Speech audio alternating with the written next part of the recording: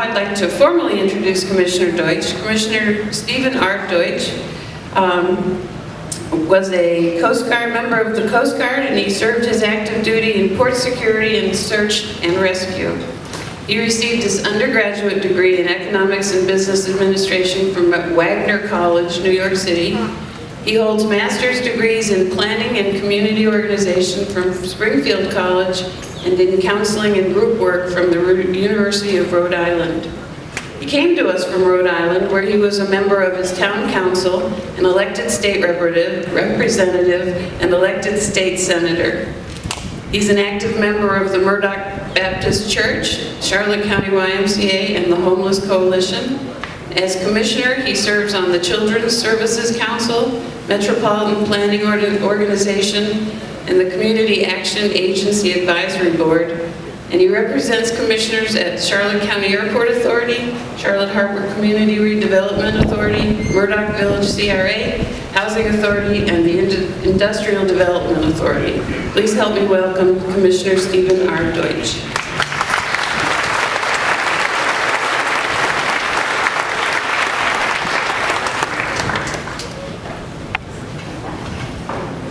Distinguished guests, revered and honored veterans, ladies and gentlemen.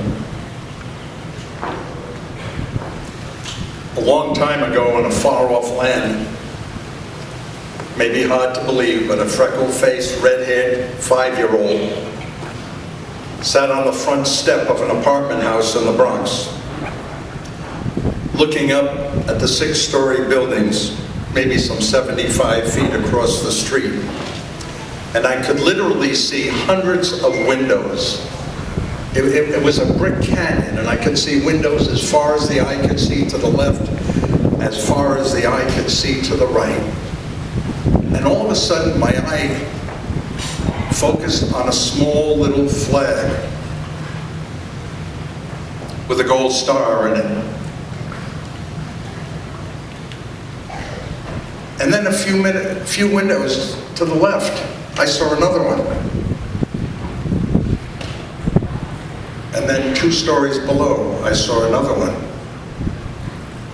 And I realized in a few seconds there were about a dozen, maybe 2 dozen of these flags. And I went into the ground floor apartment and asked my grandmother, what were those flags?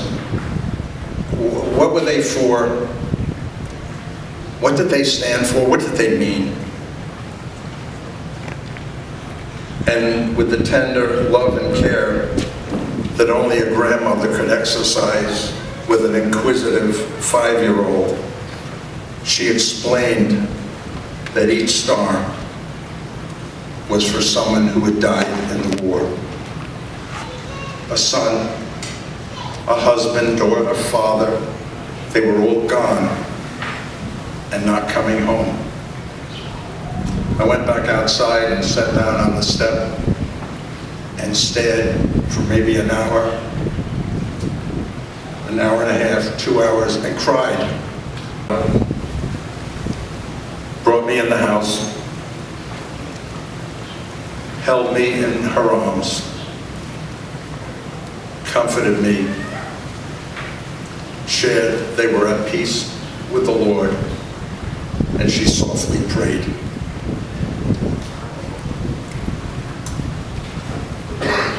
When I was a youngster, Memorial Day was known as Decoration Day. It was a solemn day of remembrance for those who had died in our nation's service. The graves of soldiers were decorated with flowers, visited with respectful mourning, on occasion a family picnic. Almost everyone wore a red poppy, as we heard in the poem just a few minutes ago, for those in our nation who had made the supreme sacrifice to help preserve our freedom. There are many stories about the beginning of Decoration Day. The original ones really started in the South, and quickly within weeks, and this is before the internet, this is before the electronics that we have now, but within weeks, decorating cemeteries was taking place all over these here then, once again, United States of America.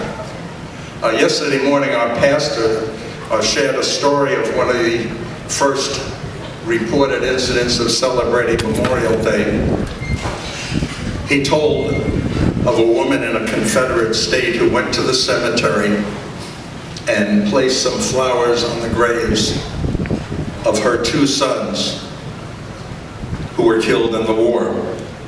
And as she was leaving the cemetery, she had some additional flowers, and she went and placed them on a couple of graves to the side. And as she did that, a friend came and said, "What are you doing? What are you? Those are Union soldiers' graves you're placing those flowers on." And she said, "I know that, but I also know that there's a mother up north who's grieving today and doing the same thing I'm doing."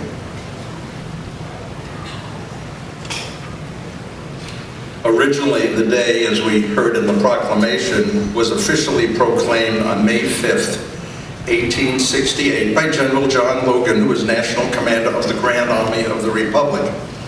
And it was first observed officially on May 30th, 1868, with the placing of flowers on the graves in memory and appreciation of both Union and Confederate soldiers at Arlington National Cemetery.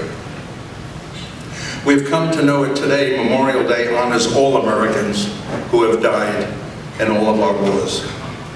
Memorial Day is a day of remembering the men and women who died while serving in the United States Armed Forces. Unfortunately, over the years, Memorial Day became better known as the unofficial start of the summer season, and all too often celebrated with just hot dogs, hamburgers, and a barbecue. And we're beginning to lose the real meaning and significance of this very special day. Nevertheless, this past Friday, some 1,200 soldiers of the 3rd U.S. Infantry placed American flags at each one of the 260,000 gravestones at Arlington National Cemetery.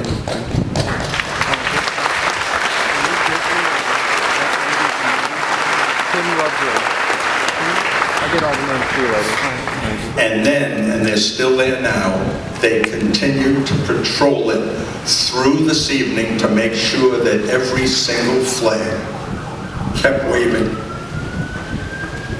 It was in December of 2000 when then President Clinton signed the National Moment of Remembrance Act, designating that at 3 p.m. local time on Memorial Day, each year we pause for 1 minute as the National Moment of Remembrance to honor the men and women of the United States who died in the pursuit of freedom and peace. I ask that, and you have demonstrated that you have, you join me today and carry on these traditions, but not just today, every Memorial Day, in true remembrance of those who have died in our nation's service. The National Moment of Remembrance is a valiant effort to regain the true spirit of Memorial Day and to remind us all to continue to honor those who have lost their lives of freedom. But we can do more than that.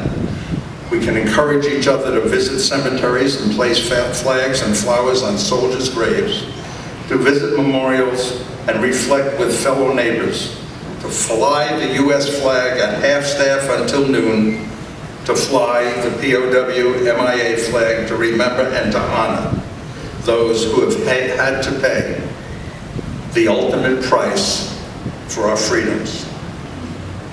Today, we get excited over the American Idol show on TV, and everybody's running about casting their votes, who they're going to vote for, and that's fun and that's neat. But let me share with you, my friends, let me tell you, the real American idols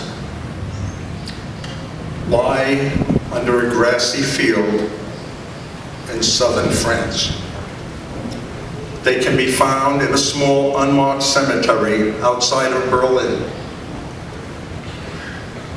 on Omaha Beach, the frozen hills of Korea, a swamp in Vietnam, and now on the rugged mountainsides of Afghanistan. These are our real American idols.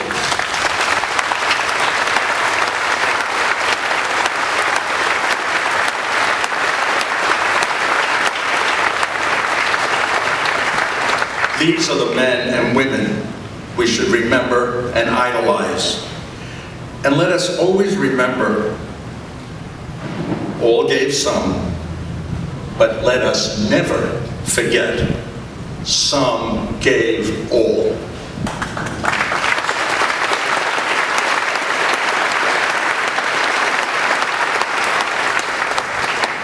The Lord has so truly blessed us to live in these here United States of America. Our Constitution outlines many of our freedoms, and as plenty of folks know, I've given lectures on the Constitution. But let me offer for your consideration, it's not your pastor that gives you freedom of religion. It's not your lawyer that gives you the right to a fair trial. It's not the courts that give you the right to bear arms, and it's not the politician that gives you the right to vote. And the reporter doesn't give you the right to free speech. The veteran has done this by laying down his sacrifice and their lives.